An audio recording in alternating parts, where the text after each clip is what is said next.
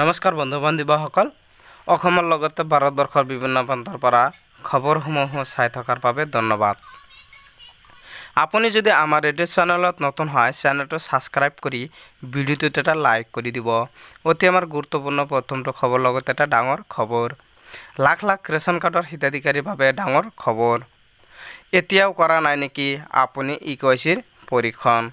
যদি কৰা নাই ইকেৱাইচি পৰীক্ষণ নকৰাসকলৰ বাবে চৰকাৰে দিছে সোণালী সুযোগ। ৰেচন কাৰ্ডৰ হিতাধিকাৰীৰ বাবে বাধ্যতামূলক ইকেৱাইচি পৰীক্ষণ। ইকেৱাইচি পৰীক্ষণ নকৰিলে বিপদত পৰিব পাৰে বহু হিতাধিকাৰী। ইকেৱাইচি পৰীক্ষণ নকৰাসকলৰ বাবে বৃদ্ধি কৰিছে পৰীক্ষণৰ সময়সীমা। শীঘ্ৰেই আপুনি সম্পূৰ্ণ কৰক ইকেৱাইচি পৰীক্ষণ।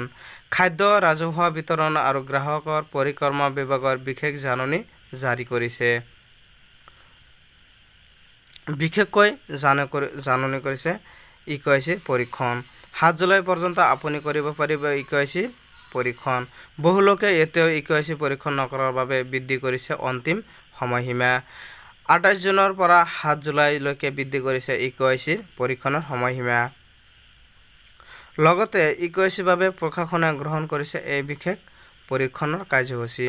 ৰেচন কাৰ্ডৰ জৰিয়তে নিয়মীয়াকৈ বিনামূলীয়া চাউল পাবৰ বাবে শীঘ্ৰেই কৰক ইকেৱাইচি। আপুনি কেনেকৈ কৰিব ৰেচন কাৰ্ডৰ বাবে ইকেৱাইচি পৰীক্ষণ? ইকেৱাইচিৰ বাবে প্ৰশাসনে গ্ৰহণ কৰিছে এই বিশেষ পৰীক্ষণৰ কাৰ্যসূচী। 28 জুনৰ পৰা বহু লোকে এতিয়াও ইকেৱাইচি সম্পূৰ্ণ কৰা নাই। পৰৱৰ্তী খবৰ। বিদ্যুৎ গ্ৰাহকৰ বাবে জৰুৰী খবৰ।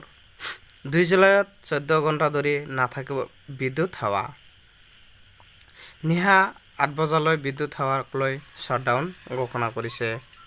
একেৰাহে 14 ঘণ্টা ধৰি নাথাকিব ভিন্ন প্ৰান্তত বিদ্যুৎ। 33 কিলোৱাট লাইনৰ উন্নীতকৰণৰ কামৰ বাবে ঘোষণা এই শ্বাটডাউন। পুৱা 6 বজাৰ পৰা নিশা 8 বজালৈ শ্বাটডাউন ঘোষণা কৰি শক্তি বিভাগৰ। কাইলৈ অৰ্থাৎ 2 জুলাইত তেজপুৰত শ্বাটডাউন ঘোষণা। তেজপুৰৰ ভিন্ন প্ৰান্তত নাথাকিব বিদ্যুৎ।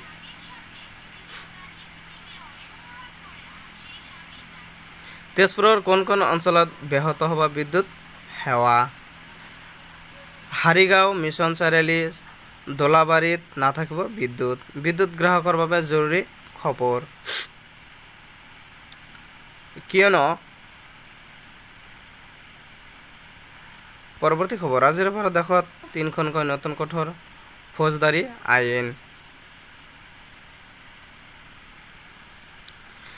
কি থাকিব এই আইনখনত চাওক আপুনি হয় বন্ধু বান্ধৱীসকল। কি থাকিব এই নতুন আইনত? দেশত অন্ত পৰিব IPS আৰু CRPC। প্ৰযোজ্য হ'ব ন্যায় সংহিতা, নাগৰিক সুৰক্ষা সংহিতা, সাক্ষ্য আইন। নতুন আইন অনুসৰি গণহত্যাত জড়িত অপৰাধীক দিয়া হ'ব ফাঁচী। কিশোৰী ধৰ্ষণত জড়িত অপৰাধীক যাৱজ্জীৱন কাৰাদণ্ড দিয়া হ'ব। দলবদ্ধ ধৰ্ষণত থাকিব মৃত্যুদণ্ড। আৰক্ষীয়ে দিব লাগিব গ্ৰেপ্তাৰ কৰা তথ্য। গ্ৰেপ্তাৰ কৰি পৰিয়ালক তথ্য দিব লাগিব আৰক্ষীয়ে। সন্ত্ৰাসবাদক লৈও দেশত বলবৎ হ'ব কঠোৰ আইন। মানৱ